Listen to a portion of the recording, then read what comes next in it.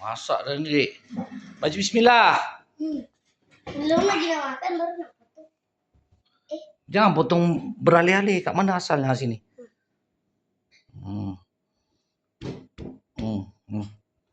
Tekan. Keras. Sakit. Pegang, adik pegang. Pegang ya. Allahu Akbar. Patah pisaunya. Allah.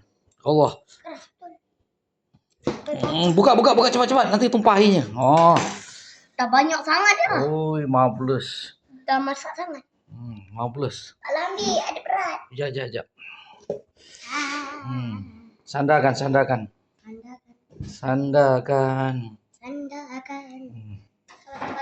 Sedap. Manis. Manis ke masam? Manis lah. Iya ke?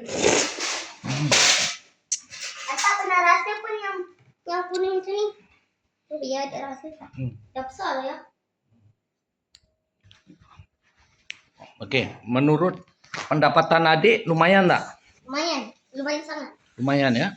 Sebulan berapa ribu pendapatan adik? 5 juta. 5 juta. Hasil apa? Hasil pergi tangkap jin ke apa? Mana tahu. Tadi ada orang bagi adik duit ke? 100. 100. Hari-hari orang hantar duit dia. Alhamdulillah, rezeki Allah murah. Nanti kita boleh sedekah balik kat orang.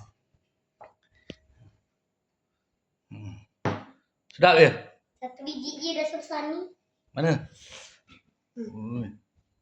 Sedap. Yang ni simpanlah. Tu mana masam? Pergilah simpan. Dalam peti ais.